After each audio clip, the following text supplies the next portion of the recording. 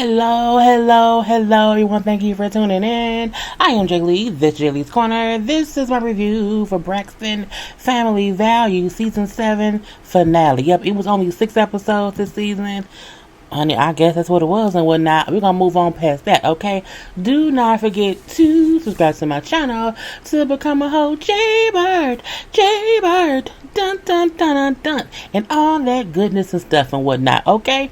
Do not forget to also like this video, comment in the comment section, hit the little share button to share it on your social media, okay? You can also breathe it on in and breathe it on out because we have to remember to breathe, inhale and exhale, okay? You have to always relax and relate and release it all, okay? And center yourself and everyone around you. You can also follow me on IG and on Twitter at J_Lees_Corner. The link to all of that is in the description box below. Go down there and look. Okay, go ahead and check it out. Anyway, this episode to me, it wasn't really much, truth be told. It was the finale just because it had to be one. We didn't even really need it because we're going to leave it be. So we see Toni is at home looking over her latest video. God can review this and check the text. She was looking over her last video that she shot. During the pandemic and everything. The song is called Gotta Move On, and it's like I had to sit here and edit the video and wonder and figure out and all this and all that because we can't all be in one room. I can't be there with my team with us all watching the video and making our edits or whatever. I'm like, why can't y'all get on the Zoom call and all watch it and give y'all opinions? I'm like, that can happen. Like, you can do things and not be in the same room too, but I'm gonna leave that be, whatever.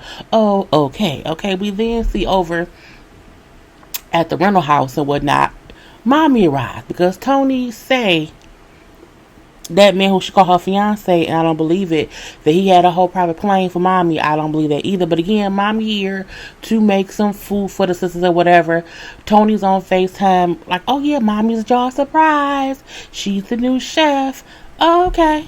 Now mommy says she's only staying for a short time. She wants to give the sisters time to be sisters or whatever. They need their time together. And so she don't want to infringe on that. She's going to make them a meal and leave on out. Oh. Okay, so she do cook them some little was it salmon? Was it tilapia? I don't know, some fish and some food or whatever. And they sit down and eat. Okay, now, but did I have the picture? No. So, both Trina and Tracy were saying in the confessional how they really hope that Tracy gets a chance to talk to mommy before mommy leaves because Tracy and mommy needs to chit chat. Okay, and then we have somebody walking in a hazmat suit. I'm like, who the hell is in the hazmat suit? It's Toni. Toni then came over in the hazmat suit because Toni is still, very much so afraid and cautious due to COVID and whatnot and her having lupus. So she's been extra careful. Okay, she sit there in her hazmat suit the whole time. She's putting like sanitizer on her hands, that's in gloves. Why are you sanitizing the gloves? Okay, she had like 4 different masks on. I'm like, can you breathe? You need to breathe again, Toni. Anyway, and then she left because again, I can't be here for long. They just got here. They need more days to quarantine by themselves and whatnot. I just came by to say hi because they here and because mommy here. Okay, boom, pow, pow. Okay, we then see Vaughn and Tracy FaceTime. Say how much they miss each other, okay, how much they both love each other, but they both are very much so aware that Trina had to come on this trip with her sisters because her and her sisters needed to bond, okay, to get together. And she's like, we having a great time so far. It's really good. He's like, I'm surprised. That is good because usually it's some bullshit going on, but this time it was not. Now Tawanda FaceTime Sean. I don't think we really care about Tawanda and Sean, because something about Sean don't feel all the way right. Like he feel out or something. Can't put my finger on it or whatnot, but I mean, they were chitting and chatting or whatever, and he said he was out getting the kids some food. She's like, well, where the kids at? The rule is you can't go get some food without them. I'm like, is he really watching them kids? I don't think he got them kids for real. He like, oh no, the kids is in school. You know what I'm saying? Oh, I gotta go. And then he hangs up. We didn't care. Anyway, we do see Tracy. Tracy's on the phone with her therapist, and she brings up how she really wants to have this conversation with Mama Evelyn. And she really wants it to be a conversation so that her mom can have a better relationship. You know what I'm saying? Like, I want it to be like a mother-daughter bond, okay? And less like a homegirl friend vibe. I don't really want that or whatever. I'm saying, and I also want her, to not try to be my friend, but then try to discipline me as if she's my sister. Like, it's a weird dynamic or whatever. And I like how her therapist, you need to be sure that you express the behaviors that you want from her. Like, let her know what you need from her versus what you don't like that she doing or whatnot. I'm like, that's a good thing. That's a good thing to do or whatever. So we see the sisters work it out or whatever, and there was a trainer there being a trainer, and they was over it. You know what I'm saying? Like, nope, I'm over this. He doing too much. I'm sweating. It's hot. I'm going through menopause. So you will never know what menopause is. Trina was like, I am dying over here. Like, we outside at LA. It is hot. Leave me be, brother. Because he kept on like, no, come on, let's go. She's like, I said I'm in the shade. Leave me alone. And so they're like, you know what? Bye, trainer. So after that, they sit and chit chat, the three sisters, and they bring up, Tracy, is you gonna talk to mommy? She's like, well, I want to, but I want it to be like, I want to be in the best headspace to talk to her so that my delivery isn't bad. You know what I'm saying? I have to have a good delivery to have that conversation. And she brings up to us in her confessional that, she know mommy has always felt some kind of way because when mommy and daddy separated and whatnot, she did not write her father off. She brings up how, she stayed in Maryland to be around her father, and that she does not even see her mom much because her mama does not come to Maryland because of the daddy. We know Mama Evelyn be on that bullshit, and we know that she still to this day can't stand Daddy Braxton or whatever. She try to keep her distance if she can. I still feel like you keep your distance from your ex-husband should be separate from you going to see your daughter. Okay? I'm gonna leave that there. So, she's like, well, yeah, I'm gonna talk to mommy because I have not talked to her since the wedding. You know what I'm saying? We're gonna chit chat. And she was like, can I be nosy? Like, is there something specific that you either do want to or don't want to say to mommy? And she said, because, things are going on and whatnot. I just think everyone should have their individual relationships with their siblings or their children because we are all different. So how you treat one person is not how you should handle them all. Like, the way somebody handles Tawanda is not how you can handle me. You know what I'm saying? And when you try to handle everybody the same way, someone gets pissed off because, again, we different people or whatnot. I said it's really, really good. And she, a really, really good explanation of how she feels. She feels like nobody treats me like I'm me. They treat me the way they treat you or you or you, but I'm a different person. I have to be handled differently. And she has to respect herself enough to tell her mama, I need you to treat me as an individual. Don't treat me like my siblings or whatnot. Okay? She brings up how mommy can't beat one of the girls and a friend or whatever at the same time. Like, it just don't work like that or whatnot. And Trina agrees. Tawanda didn't say too much. I mean, she agreed, like, oh yeah, that's true, but she didn't really say much. I can remember about it or whatever. Trina brings up how growing up, we did fear mommy and dad. Like, there was a fear in us that we did not really, have rebuttals to them. She's like, but now we're adults and we need to be able to have conversations with them as adults. I always say, if you have not had a grown up adult conversation with your parent, you need to. Like, you know what I'm saying? You have to, because if not, you will always feel like a little baby. It don't mean that you like checking your parent like you. There has to be grown up conversations because now you're both adults. It just is what it is. Anyway, Trina also brings up how mental health is real, and we're going to address how we have to listen to when someone is saying they're hurt or they're in pain or whatever. We have to do that with Tracy too, because how she expresses herself and her feelings are real too. And it's like, at least Trina is acknowledging the fact that they have to acknowledge Tracy. Okay. We then see Tawanda go see a man about a tattoo. She go to the doctor people or whatever, and she gets the tattoo of Andre's name removed from her wrist. It seemed really easy. Easier than I think it used to be in the past or whatever. What's else? Lord Jesus. Easier than what it used to be in the past, but again, it's removed nonetheless.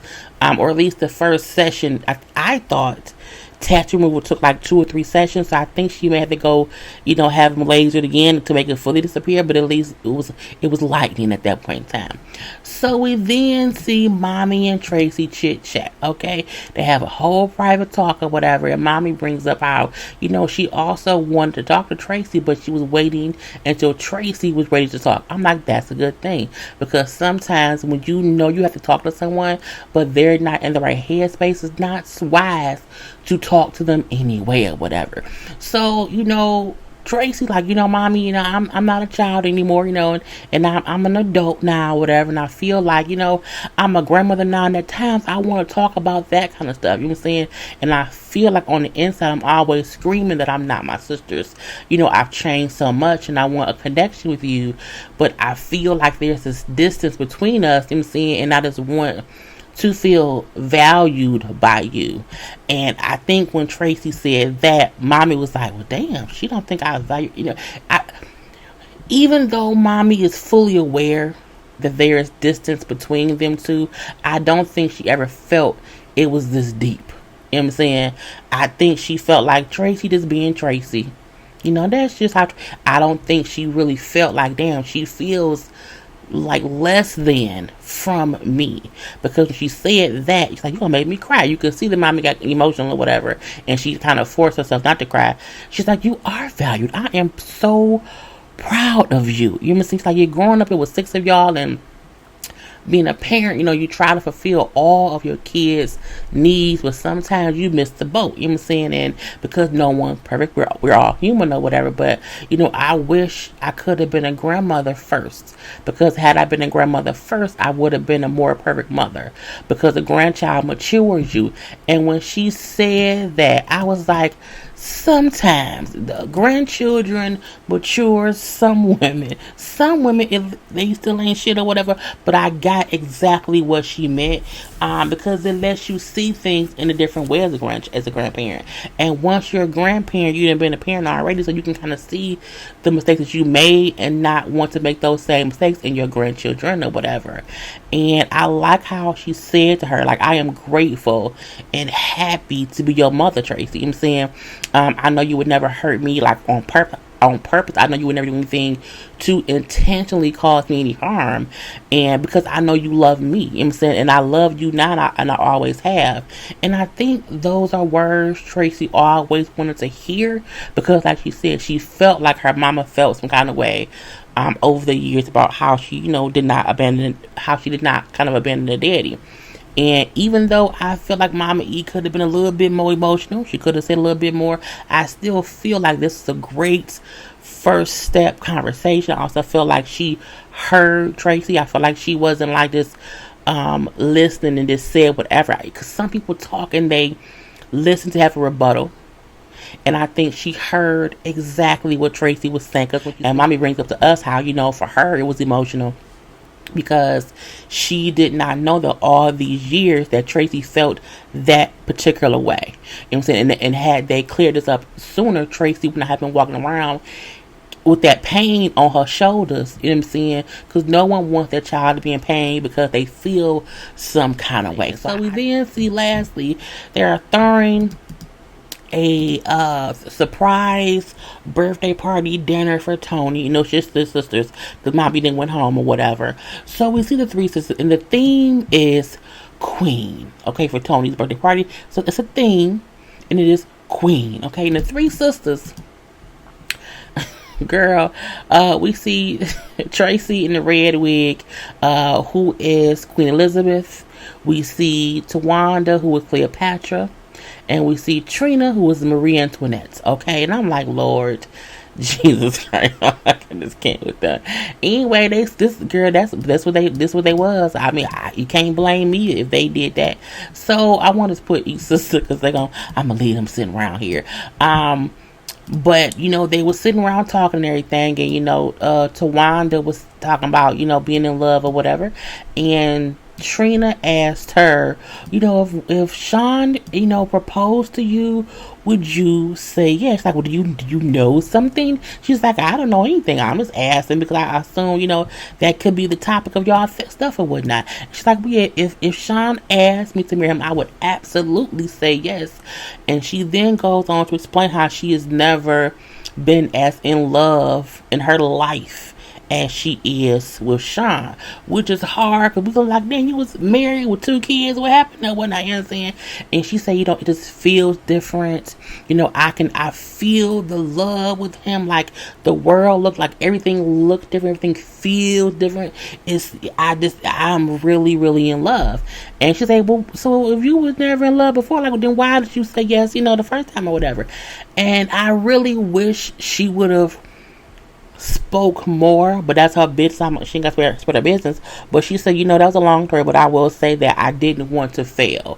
I didn't want to fail in that relationship, so I said yes. She also brings up how he never even really proposed to me. He came home at like 2 a.m. one night, and he had, I guess, the ring in a bag behind a curtain or whatever, and he just gave me the ring. So again, but Tawanda and Andre's relationship always seemed like going with emotions. It just was what it was. I assumed it was that because they had been married for so long. Because sometimes when you're married for so long, you have a whole routine, and everything's like autopilot. I'm like, but it seemed like it was always that way, and she just settled and stayed with that man for a long ass time.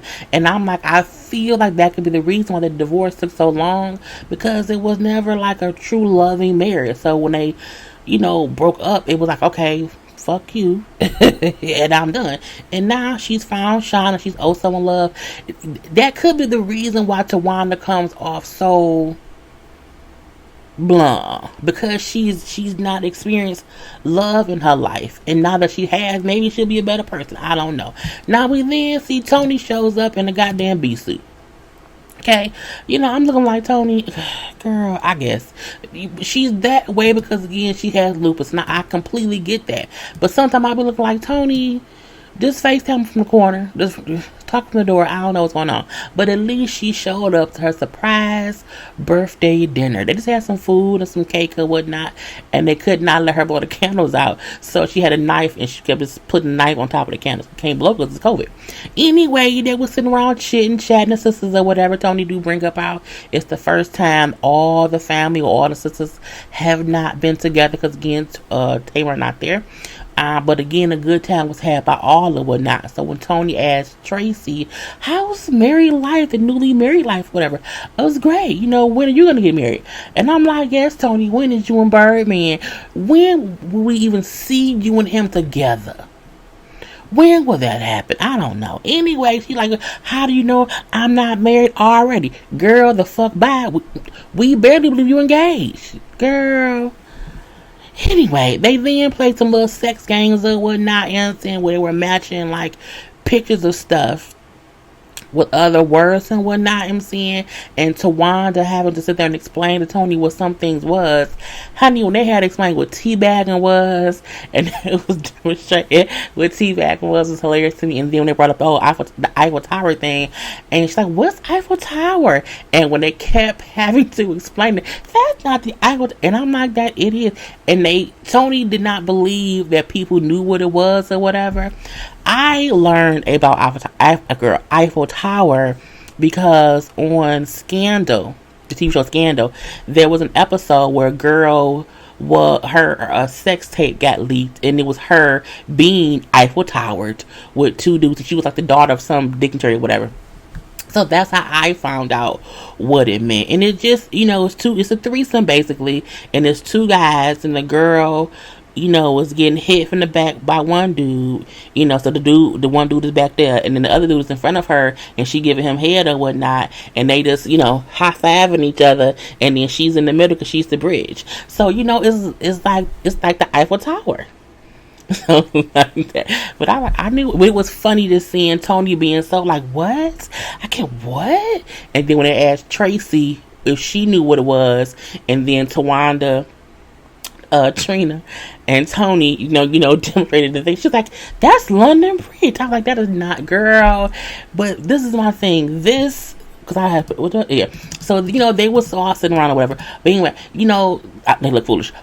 I digress. Okay, my thing is, this is the reason that we fell in love with them in the first place. This part of the whole episode was amazingly funny, relatable. That's why we love the Braxtons. I really hope they get another season and we can have more of this. If we can have more of this, please give them more seasons. But if it's going to be the arguing and fussing and fighting, I don't want it. Okay, but anyway, that was the whole episode. Anyway, peace.